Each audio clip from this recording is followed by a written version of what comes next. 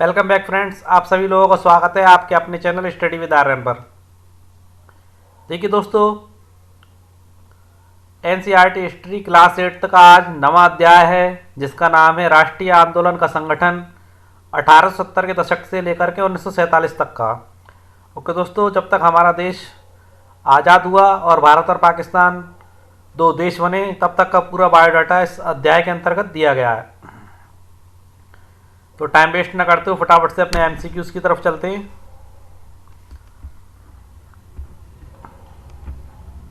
देखिए, राष्ट्रवाद का तात्पर्य निम्नलिखित में से क्या था। पहले थोड़ा सा परिचय दे देते हैं आपको राष्ट्रवाद से संबंधित। देखिए, अच्छे तरीके से समझने का प्रयास करिएगा।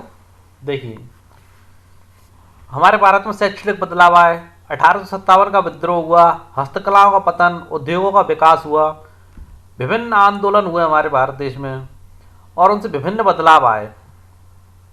और उनसे जो बदलाव आए उन बदलावों ने लोगों को एक अहम सवाल के बारे में सोचने के लिए विवश कर दिया कि देश क्या है और किसके लिए है।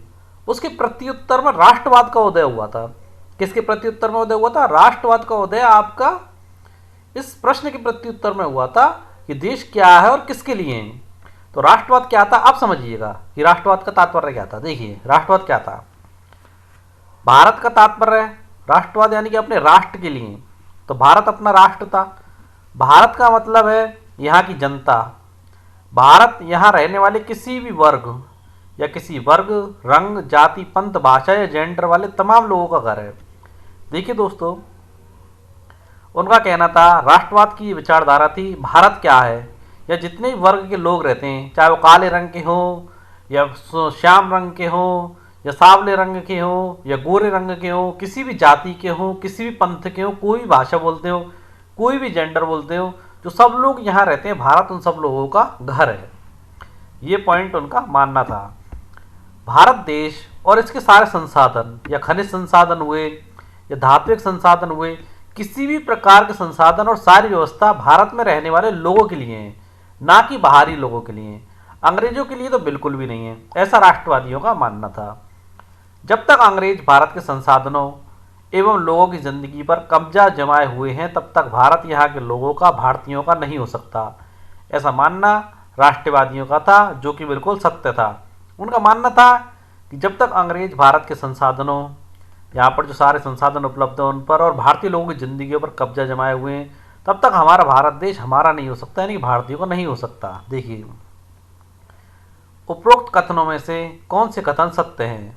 तो देखिए दोस्तों, पहला कथन सत्य है, दूसरा कथन सत्य है, तीसरा कथन सत्य है। यहाँ पर आपके सारे ही कथन सत्य हैं, सभी कथन सत्य हैं। अगला प्रश्न देखते हैं। प्रश्न नंबर दूसरा, राष्ट्रवाद के उदय के संदर्भ में निम्नलिखित में से कौन सा कथन सही नहीं है? तो दोस्तों, यहाँ पर गलत कथन पूछ रहा है, कौन सा सही नहीं है। देखिए, राष्ट्रवाद की चेतना 1850 के बाद बने राजनीतिक संगठनों में साफ दिखाई देने लगी थी। 1870 से 1880 के दशकों में बने राजनीतिक संगठनों में यह चेतना और गहरी हो चुकी थी। इनमें से ज़्यादातर संगठनों की बागडोर राजकुमारों आदि अंग्रेजी शिक्षित पेशेवरों के हाथ में थी। तो देखिए दोस्तों, राष्ट्रवाद की जो चेतना थी 1850 के दशक के बाद राजनीतिक संगठनों में साफ दिखाई देने लगी थी। ये पॉइंट आपका सही है। 1870 से लेकर 1880 के दशकों में बने राजनीतिक संगठनों में यह चेतना और गहरी पैठ कर चुकी थी। इस चेतना की शुरुआत कब होती है? आपकी 1850 में। और गहरी कब पैठ करी इसने? 1870 से लेकर 1880 तक। अब देखिए, ज़्यादातर संगठनों की जो बागडोर थी वो राजकुमारों का कोई अस्तित्व नहीं था इस समय पर, थे परंतु उन्होंने राष्ट्रवाद के लिए कोई काम नहीं किया था। यहाँ क्या था? वकील थे। कौन थे? वकील आदि कौन से लोग थे? जो अंग्रेजी शिक्षा से शिक्षित हुए थे, अंग्रेजी शिक्षित पेशेवरों के हाथों में थी। यानी कि आपका ये वाला पॉइंट गलत साबित होता है, राजकुमारों के ना होकर के वकीलों के हाथ में थी। देखिए, उपरोक्त कथनों में से कौन से कथन असत्य है? तो आपका ओनली तीसरा कथन असत्य है। कौन सा कथन असत्य है? तीसरा कथन असत्य है। आगे अगला प्रश्न देखते हैं। सूची प्रथम को सूची द्वितीय से सुमेल कीजिए तथा नीचे दिए गए कूट का प्रयोग करके सही उत्तर चुनिए। देखिए, पूना सार्वजनिक सभा, ये पूछ रहा है इन सभाओं की स्थापना कब हुई थी। तो पूना सार्वजनिक सभा, इसकी स्थापना आपकी हुई थी 1867। कब होती है दोस्तों? 1867 में। अब देखिए, महादेव गोविंद रानडे और गणेश जोशी जी के द्वारा इसकी स्थापना की गई थी। अगला आपका है मुंबई प्रेसिडेंसी एसोसिएशन। कौन सा? Mumbai presidency association. इसकी स्थापना कब हुई थी? इसकी स्थापना आपकी 1885 में हुई थी। नेक्स्ट आपका मद्रास महाजन सभा। मद्रास महाजन सभा की स्थापना आपकी 1884 में हुई थी। कब हुई थी? 1884 में। अब आपकी बची इंडियन एसोसिएशन। इंडियन एसोसिएशन, जिसे आपकी भारत संघ के नाम से भी जाना जाता था। किस नाम से? भारत संघ के नाम से। इसकी स्थापना आपकी 1876 में हुई थी और इसकी स्थापना सुरेंद्र नाथ बनर्जी, आनंद मोहन बोस ने इसकी स्थापना की थी। कहाँ की थी? कलकत्ता के एल्बर्ट होम में की गई थी। इसकी स्थापना कहाँ की गई थी? कलकत्ता के एल्बर्ट होम में। तो ऑप्शन देखते हैं। पहले का तीसरा, यानी कि ये सही है, और दूसरे का पहला, ये सही है, और तीसरे का दूसरा, और चौथे का आपका चौथा, यानी कि आपका ऑप्शन भी यहाँ पर सही है। अगला प्रश्न,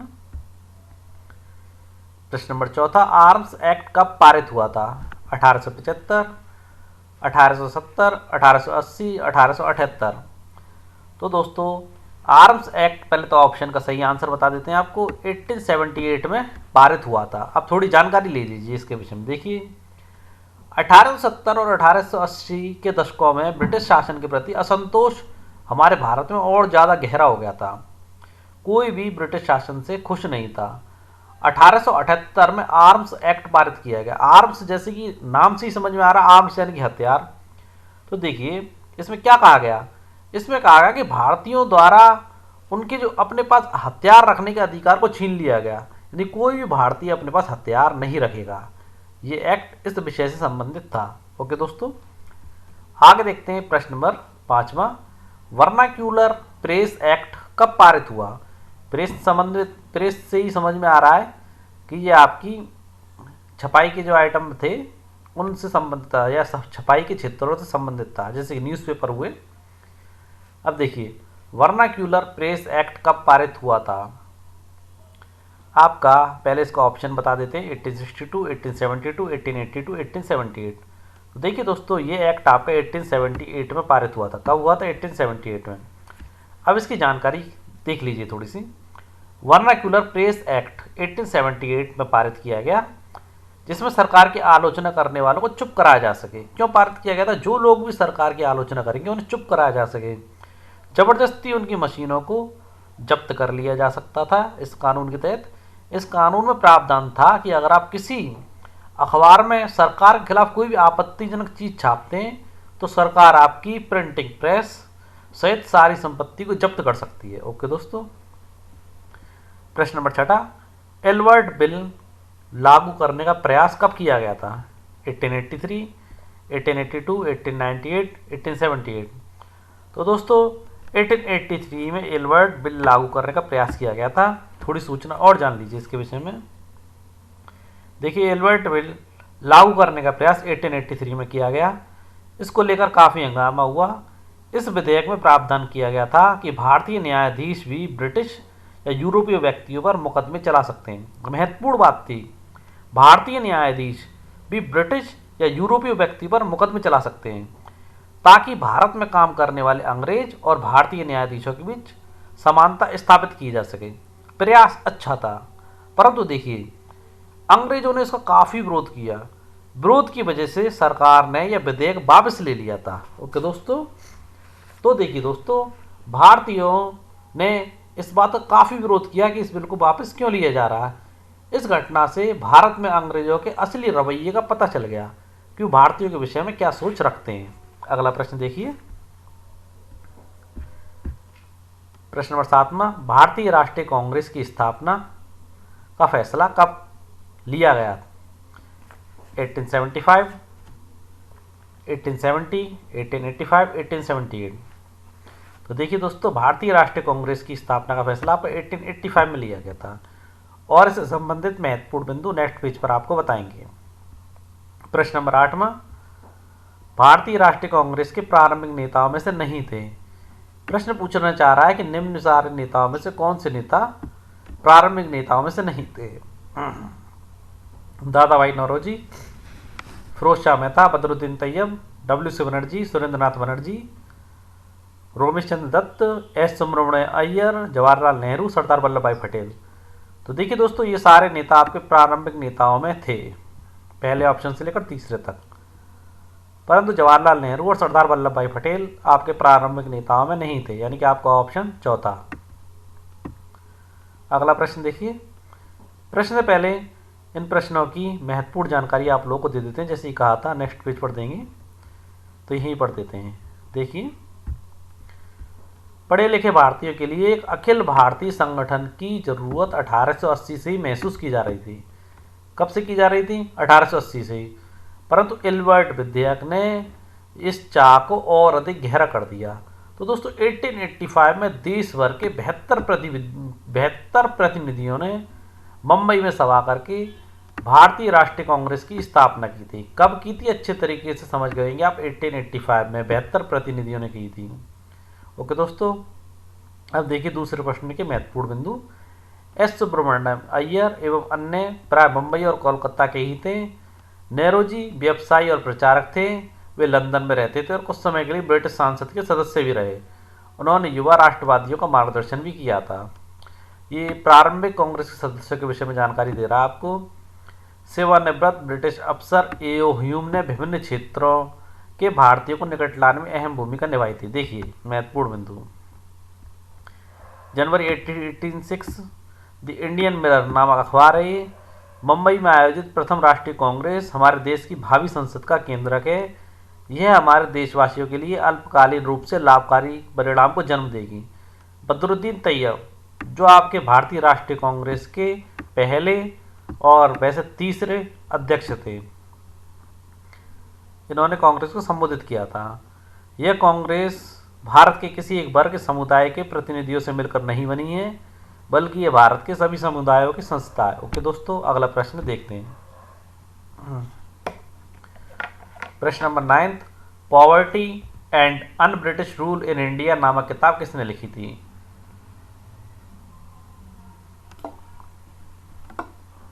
दादा भाई नौरोजी, फिरोज शाह मेहता, बदरुद्दीन तैयब, डब्ल्यू.सी. बनर्जी। तो आप लोगों को बता देते हैं दोस्तों, दादा भाई नौरोजी ने ये किताब लिखी थी।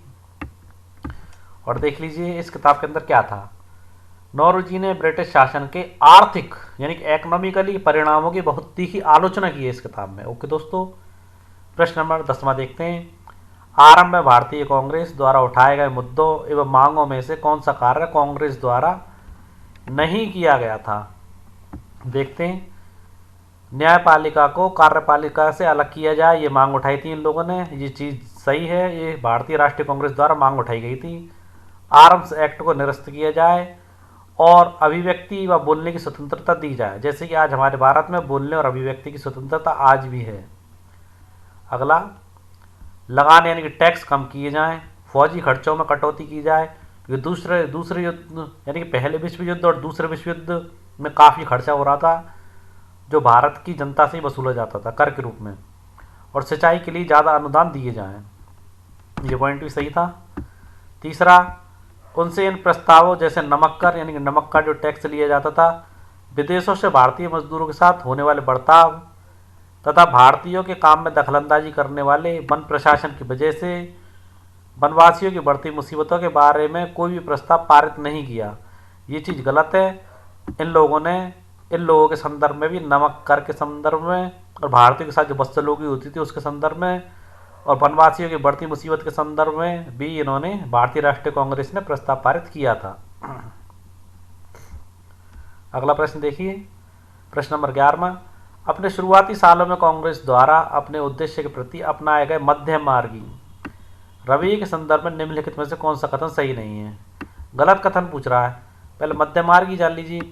मध्यम मार्गी क्या था? भारतीय राष्ट्रीय कांग्रेस हिंसा का रास्ता नहीं अपनाती थी, अपने विचारों को पत्र पत्रिका के माध्यम से प्रकाशित करती थी और अंग्रेजों को उन्हें मनवाने का प्रयास करती थी मध्यम मार्ग से। ओके दोस्तों, देखिए कांग्रेस का आग्रह था कि विधान परिषदों में भारतीयों को ज़्यादा जगह दी जाए। परिषद खुद स्थापित की थी उन लोगों ने। परिषदों को ज़्यादा अधिकार दिए जाएं। परिषद वो चीज़ें थी जिनसे अंग्रेज उनकी सुनवाई कर सकें, उनकी अच्छी बातों को ग्रहण कर सकें। तो उन्होंने कहा था कि परिषदों को ज़्यादा अधिकार दिए जाएं और जिन प्रांतों में परिषदें नहीं है वहाँ उनका गठन किया जाए। ये कांग्रेसियों का आग्रह था अंग्रेजों से। कांग्रेस चाहती थी कि सरकार में भारतीयों को भी ऊंचे पद मिले, ये लोगों की मांग थी। ओके दोस्तों, इस काम के लिए उसने मांग की कि सिविल सेवा जो कि लंदन में होती है उसको भारत में आयोजित किया जाए, जिससे भारत के लोग भी उस सिविल परीक्षा में बैठ सकें। इसका मुख्य उद्देश्य क्या था? जो सिविल परीक्षा में अंग्रेज लोग बैठते थे और पास होते थे तो उनका जो वेतन दिया जाता वो भारत की जनता से ही लेकर के तो दिया जाता था टैक्स के रूप में। तो इन लोगों का कहना था जब भारत के लोग चुने जाएंगे तो भारत का जो धन है वो भारत में ही रहेगा और भारत के लोग भारत के लिए अच्छा काम भी करेंगे। मध्यमार्गी नेता जनता को ब्रिटिश शासन के अन्यायपूर्ण चरित्र से अवगत कराते थे। उन लोगों का मानना था कि ब्रिटिश शासन को जो अन्याय कर रहे हैं अंग्रेज अधिकारी उसका पता नहीं है, तो अपने पत्र पत्रिकाओं के माध्यम से ब्रिटिश शासन के अन्यायपूर्ण चरित्र से अवगत कराते थे, जनता को भी अवगत कराते थे और ब्रिटिश प्रशासन को भी अवगत कराने का प्रयास करते थे। उन्होंने अखबार निकाले, उसके संदर्भ में और लेख लिखे। मध्यमार्गियों को लगता था कि अंग्रेज स्वतंत्रता व न्याय के आदर्शों का सम्मान करते हैं, जबकि ऐसा बिल्कुल भी नहीं था। अंग्रेज स्वतंत्रता व न्याय के आदर्शों का सम्मान नहीं करते थे और वे भारतीय की न्याय संगत मांगों को स्वीकार भी नहीं करते थे। आपका चौथा पॉइंट बिल्कुल गलत है। आगे देखते हैं अगला पॉइंट।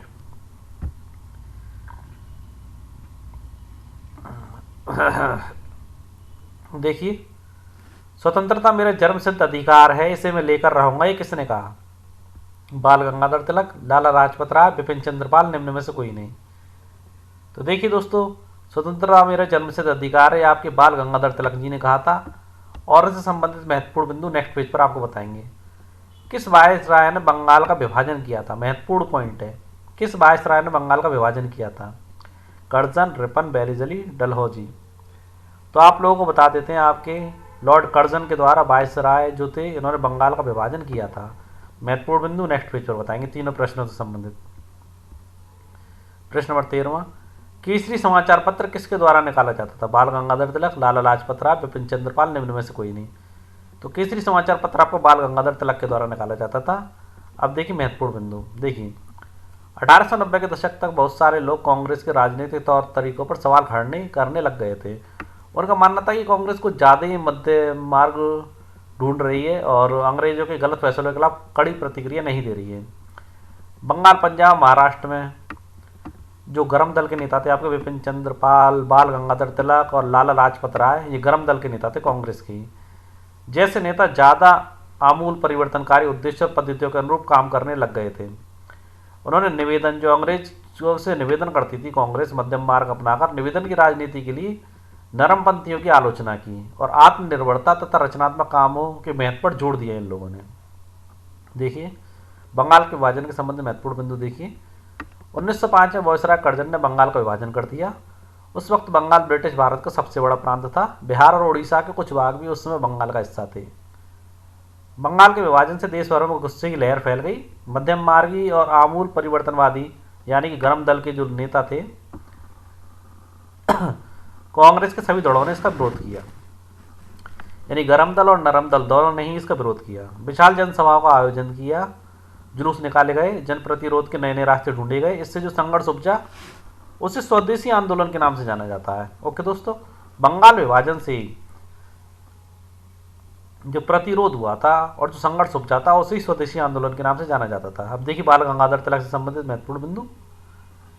बाल गंगाधर तिलक के संपादन में निकलने वाली मराठी अखबार केसरी ब्रिटिश शासन का कट्टर आलोचक बन गया था। कौन सा था? केसरी ब्रिटिश शासक का कट्टर आलोचक बन गया था। अगर आगे देखिए अगला प्रश्न, प्रश्न नंबर 14, स्वदेशी आंदोलन को आंध्र के डेल्टा इलाकों में किस नाम से जाना जाता था? आंध्र आंदोलन, स्वदेशी आंध्र आंदोलन, वंदे मातरम आंदोलन, निम्न में से कोई नहीं। तो दोस्तों उसे वंदे मातरम आंदोलन के नाम से जाना जाता था। प्रश्न number 15, all India Muslim league की या ऑल इंडिया मुस्लिम लीग का गठन कब किया गया था? तो दोस्तों 1902, 1905, 1906 और 1910।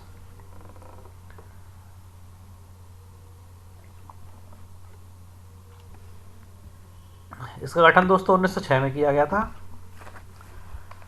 महत्वपूर्ण बिंदु जान लीजिए दोस्तों इसके। 1906 में मुस्लिम जमींदारों और नवाबों के एक समूह ने ढाका में ऑल इंडिया मुस्लिम लीग का गठन किया। लीग ने बंगाल विभाजन का समर्थन किया। उनकी मांग थी कि मुसलमानों के लिए अलग निर्वाचिका की व्यवस्था की जाए। सन 1909 में सरकार ने यह उनकी मांग मान ली थी, जिससे परिषदों में कुछ सीटें मुसलमान उम्मीदवारों के लिए सुरक्षित कर दी गईं, जिन्हें मुस्लिम मतदाता द्वारा ही चुनकर भेजा जाना था। ओके दोस्तों, आगे देखते हैं अगला प्रश्न। प्रश्न नंबर 16, भारतीय राष्ट्रीय कांग्रेस के संदर्भ में निम्नलिखित में से कौन सा कथन सही नहीं है? पहला, सन 1885 में कांग्रेस की स्थापना की गई। 1907 में कांग्रेस टूट गई। मध्यमार्गी धड़ा बहिष्कार की राजनीति के विरुद्ध था। इन लोगों का मानना था कि इसके लिए बल प्रयोग की आवश्यकता नहीं होती, जो कि सही नहीं है। संगठन टूटने के बाद कांग्रेस पर मध्यमार्गी का दबदबा बन गया, जिसकी तिलक के अनुयायी बाहर से काम करने लगे। 1920 में दोनों खेमों में एक बार फिर एकता स्थापित हुई। 1921 में कांग्रेस और मुस्लिम लीग ने लखनऊ में ऐतिहासिक समझौते पर दस्तखत किए। तो देखिए दोस्तों, ये बात सही है कि 1885 में कांग्रेस की स्थापना हुई थी और गरम दल और नरम दल के कारण 1907 में कांग्रेस टूट गई थी। ये बता देते हैं आपको। 1907 में सूरत का जो अधिवेशन हुआ था, वह नरमपंथी और गरमपंथी राजनेताओं के टकराव के उपरांत कांग्रेस का पहला विभाजन हुआ था। ओके दोस्तों, आगे देखिए, संगठन जब टूट गया, टूटने के बाद कांग्रेस जो थी मध्यम मार्गी यानी कि नरम दल के दबाव में थी, या नरम दल उसका वर्चस्व बनाया हुआ था, और जबकि जो गरम दल के नेता थे तिलक, उनके अनुयायी बाहर से काम करने में लगे हुए थे। पॉइंट नंबर 14 यहाँ पर गलत है आपका। 1920 में दोनों खेमों में एक बार एकता स्थापित हुई, ये गलत है। तो एकता स्थापित होने का काम आपका 1915 में हुआ था। कब हुआ था? 1915 में। यहाँ लिख देता हूँ मैं, 1915 में एकता स्थापित होने का काम हुआ था। और 1916 में कांग्रेस और मुस्लिम लीग ने लखनऊ में ऐतिहासिक समझौते पर दस्तखत किए थे। आगे बढ़ते हैं अगले प्रश्न की ओर। जन राष्ट्रवाद के उदय के संदर्भ में निम्नलिखित कथनों पर विचार कीजिए। 1919 के बाद अंग्रेजों के खिलाफ चल रहा संघर्ष धीरे धीरे एक जन आंदोलन में तब्दील होने लगा। ये बात बिल्कुल सही थी। अंग्रेजों के खिलाफ जो संघर्ष चल रहा था वो एक जन आंदोलन के रूप में तब्दील होने लगा था। उसके अंतर्गत किसान, आदिवासी, विद्यार्थी, महिलाएं बड़ी संख्या में इस आंदोलन से जुड़ते जा रहे थे। औद्योगिक क्षेत्र के जो मजदूर लोग थे, उन लोगों ने भी इस आंदोलन में अपने योगदान दिया था। 20 के दशक में कुछ खास व्यावसायिक समूह भी कांग्रेस को सक्रिय समर्थन देने लग गए थे। उपरोक्त कथनों में से कौन सा कथन सत्य है? तो दोस्तों यहाँ पर आपके सभी कथन सत्य हैं। आगे देखते हैं अगले प्रश्न को। औपनिवेशिक शासन के दौरान भारत पर प्रथम विश्व युद्ध के आर्थिक और राजनीतिक प्रभावों के संदर्भ में निम्नलिखित कथनों पर विचार कीजिए। जो प्रथम विश्व युद्ध पर भारत में जो आर्थिक यानी कि इकोनॉमिकली कंडीशन और राजनीतिक यानी कि पॉलिटिकल कंडीशन पर क्या प्रभाव पड़े, उस पर विचार करने के लिए कह रहा है। औपनिवेशिक शासन, तो औपनिवेशिक शासन के विषय में आप लोगों को पहले पिछले अध्याय में बता चुका हूँ, फिर ही बता देता हूँ क्या होता था। देखिए, औपनिवेशिक, जब एक देश पर दूसरे देश के दबदबे से राजनीतिक, आर्थिक, सामाजिक और सांस्कृतिक बदलाव आते हैं तो यह प्रक्रिया औपनिवेशीकरण कहलाती है। ओके दोस्तों, तो भारत पर ब्रिटिश देश का कब्जा था, तो ये औपनिवेशीकरण ही कहलाता था, या औपनिवेशिक शासन कहलाता था, ब्रिटिशों का भारत पर शासन करना।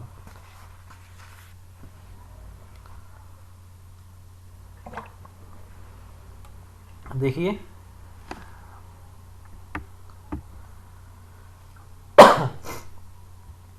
पहला पॉइंट, इस युद्ध की वजह से ब्रिटिश भारत सरकार यानी कि औपनिवेशिक सरकार कि रक्षा व्यय में काफी भारी इजाफा हुआ था। बिल्कुल सही है। युद्ध लड़ा जा रहा था भारत के बाहर, परंतु आर्थिक मदद भारत से उपलब्ध करवाई जा रही थी, भारत में कर लगा करके, तो रक्षा व्यय में भारी इजाफा होना स्वाभाविक था। सैनिक व्यय में इजाफे तथा युद्ध की जो सामर्थ्य की आपूर्ति की वजह से जरूरी कीमतों की चीज़ों में भारी उछाल आया था। युद्ध के दौरान भारतीय उद्योगों का विनाश हुआ था, यह कहना गलत है, जबकि भारतीय उद्योगों का डेवलपमेंट हुआ था। जैसे कि स्टील उद्योग का भी डेवलपमेंट हुआ था, जूट उद्योग का भी डेवलपमेंट हुआ था, सूती वस्त्र उद्योग का भी डेवलपमेंट हुआ था, क्योंकि पहले क्या था, ये सारी चीज़ें बाहर से आयात की जाती थी और युद्ध के कारण आयात निर्यात बंद हो गया था, तो सारे उद्योगों को भारत में ही डेवलप्ड किया जा रहा था। ज़्यादा से ज़्यादा मात्रा में उत्पादन भारत से ही प्राप्त किया जा रहा था। बहुत सारे सिपाही युद्ध के बाद साम्राज्यवादी शक्तियों के शोषण की समझदारी लेकर लौटे थे। फलस्वरूप भारत में वो औपनिवेशिक शासन का विरोध करने लगे थे। तो देखिए उपरोक्त कथनों में से कौन से कथन असत्य हैं। पहला कथन असत्य है, दूसरा असत्य है, तीसरा चौथा। तो दोस्तों आपका तीसरा कथन यहाँ पर असत्य है, बाकी सारे कथन सत्य हैं। प्रश्न नंबर अगला देखिए, महात्मा गांधी दक्षिण अफ्रीका से कब लौटे थे? 1920, 1915, 1940, 1942। तो देखिए दोस्तों महात्मा गांधी दक्षिण अफ्रीका से 1915 में लौटे थे। कब लौटे थे? 1915 में। और इस प्रश्न के महत्वपूर्ण बिंदु दूसरे पेज पर आपको बताएंगे। महत्वपूर्ण प्रश्न, नटाल कांग्रेस के संस्थापक कौन थे? महात्मा गांधी, डरबन, सुभाष चंद्र बोस, निम्न में से कोई नहीं। नटाल कांग्रेस के संस्थापक आपके डरबन जी थे। देखिए नाइटहुड का तात्पर्य निम्न में से क्या है? क्रांतिकारी हिंसा। समाज में आमूल बदलाव लाने के लिए हिंसा का उपयोग करना क्या कहलाता था? क्रांतिकारी हिंसा। परिषद क्या थी? प्रशासकीय सलाहकारी समितियां थीं और प्रातिनिधिक दायित्वों को निभाने वाली मनोनीत या निर्वाचित संस्था थी परिषद। देखिए नाइटहुड कौन था? ब्रिटिश राजा रानी की तरफ से किसी व्यक्ति की अप्रीतम व्यक्तिगत सफलताओं या जनसेवा के लिए दी जाने वाली उपाधि थी नाइटहुड। और देखिए आपके रविंद्रनाथ टैगोर जी को नाइटहुड की उपाधि दी गई थी। उन्होंने जलियांवाला बाग नरसंहार के कारण रविंद्रनाथ टैगोर ने अपनी पीड़ा और गुस्सा जताते हुए ये उपाधि उन्होंने लौटा दी थी। इस प्रश्न से संबंधित महत्वपूर्ण बिंदु जानिए दोस्तों। देखिए पहले प्रश्न के देखिए, गांधी जी 46 की उम्र में 1915 में दक्षिण अफ्रीका से भारत लौटे थे। वे वहां पर नस्ल भेदी पाबंदियों के खिलाफ अहिंसक आंदोलन चला रहे थे। कहां पर चला रहे थे? दक्षिण अफ्रीका में। और अंतर्राष्ट्रीय स्तर पर उनकी अच्छी खासी मान्यता थी और लोग उनका आदर करते थे। और देखिए दक्षिण भारत में आंदोलन की वजह से ही उन्हें हिंदू, मुसलमान, पारसी, ईसाई, गुजराती, तमिल, उत्तर भारतीय, उच्च वर्गीय व्यापारी, वकील, मजदूर सब तरह के भारतीयों से मिलने जुलने का मौका मिल चुका था। अब देखिए नटाल कांग्रेस के बारे में महत्वपूर्ण बिंदु।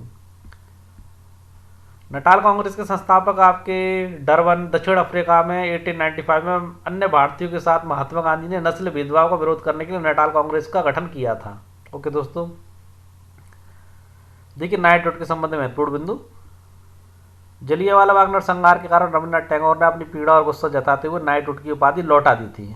ओके दोस्तों, आगे बढ़ते हैं अगले प्रश्न की ओर।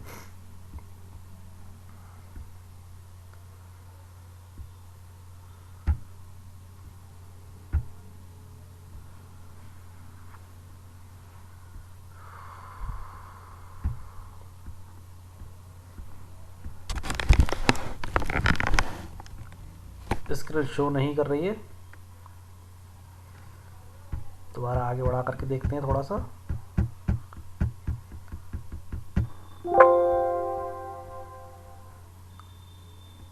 की तरह फिर देखते हैं, दोबारा स्लाइड शो में लेते हैं।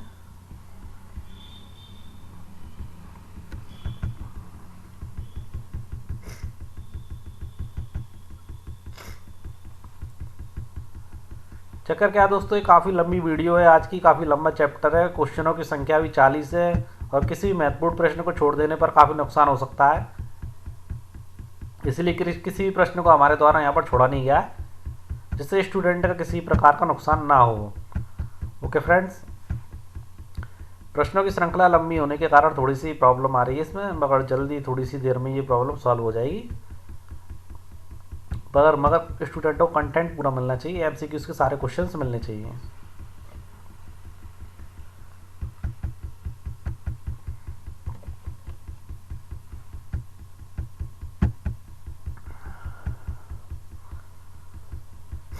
ये आपके पिछले अध्यायों की वीडियोस हैं। अगर किसी को भी पीडीएफ चाहिए हो उसकी, तो कमेंट बॉक्स में डाल सकता है, उसकी पीडीएफ हम आप लोगों को अवेलेबल करवा देंगे, या बहुत जल्द हम आप लोगों को अपना व्हाट्सएप नंबर देंगे, जिससे आप लोगों को किसी को भी पीडीएफ चाहिए होगी नोट्स की, तो हम आप लोगों को अवेलेबल करवा देंगे डायरेक्ट व्हाट्सएप नंबर पर ही। बहुत से स्टूडेंट्स चाहते हैं कि उन्हें पीडीएफ मिल जाए, जिससे वो आसानी से अपना अध्ययन कार्य चालू कर सकें, तो पीडीएफ की तरफ से बेफिक्र रहिएगा दोस्तों। आप स्क्रीन पर देख रहे होंगे पूरी पीडीएफ की लिस्ट है, काफ़ी लंबा है। हर क्लास के जब हम पढ़ाते हैं तो उसकी वीडियोस को तैयार करते जाते हैं और पीडीएफ भी तैयार रखते हैं अपने पास। कभी किसी स्टूडेंट को आवश्यकता हो तो उसे अवेलेबल करवाते भी हैं। बहुत से स्टूडेंट के मैसेज आते हैं पीडीएफ के लिए। देखिए आपकी स्टार्ट होने वाला है चैप्टर 9।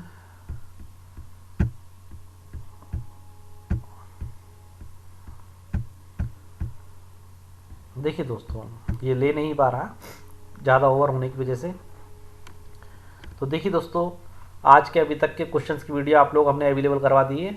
इसके अगले क्वेश्चंस की वीडियो आपको कल अवेलेबल करवाएंगे। तो दोस्तों, क्वेश्चंस अच्छे लगे हो तो आप चैनल को लाइक और सब्सक्राइब आवश्यक रूप से करें। कल फिर मिलते हैं, अपनी इसी वीडियो को पूरा करते हैं और नेक्स्ट अध्याय की वीडियो को भी पूरा करते हैं दोस्तों। तब तक के लिए गुड नाइट दोस्तों, जय हिंद दोस्तों।